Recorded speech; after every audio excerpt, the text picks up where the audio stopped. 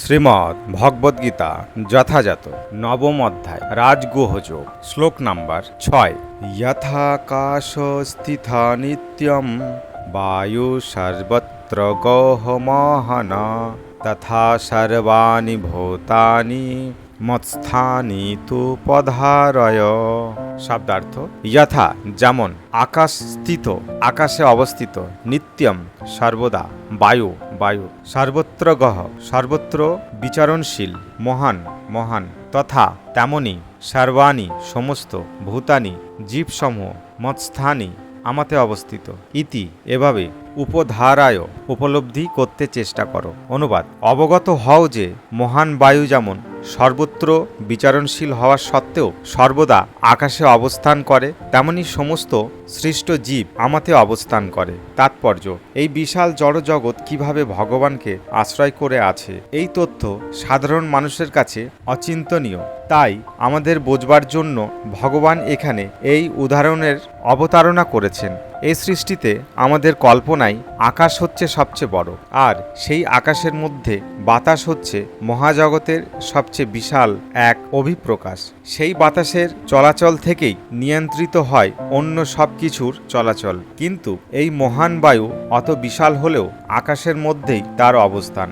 বাতাস তো আকাশের বাইরে নয়, তেমনি চমকপ্রদ সমস্ত সৃষ্ট ভগবানেরই ইচ্ছার প্রভাবে বিদ্যমান এবং সেই সমস্ত পূর্ণরূপে তারই ইচ্ছার অধীন।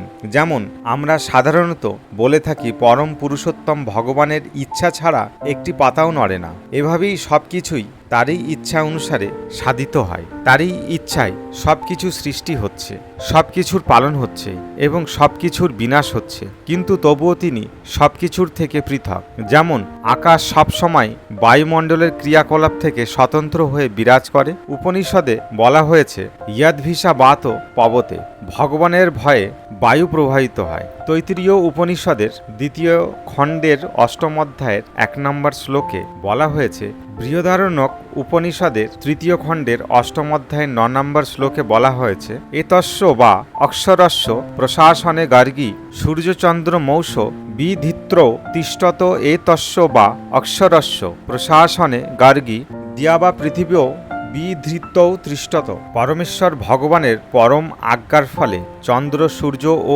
অন্যান্য বৃহৎ গ্রহমণ্ডলীয় তাদের কক্ষপথে পরিভ্রমণ করছে।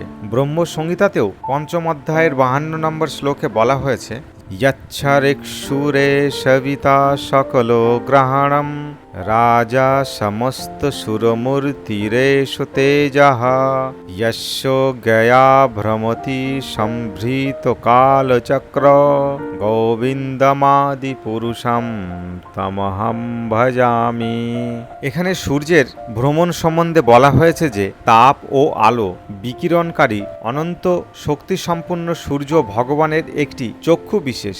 শ্রী গোবিন্দের আজ্ঞা ও ইচ্ছা অনুসারে তিনি তার কক্ষপথে পরিভ্রমণ করেন। সুতরাং বৈদিক শাস্ত্র থেকে প্রমাণিত হয় যে অতি অদ্ভুত ও মহান রূপে প্রতিভাত হয় যে জড়সৃষ্টি, তা পূর্ণরূপে পরমেশ্বর ভগবানেরই নিয়ন্ত্রণাধীন। এই অধ্যায়ে পরবর্তী শ্লোকগুলিতে এই তথ্য বিশদভাবে বর্ণনা করা হবে।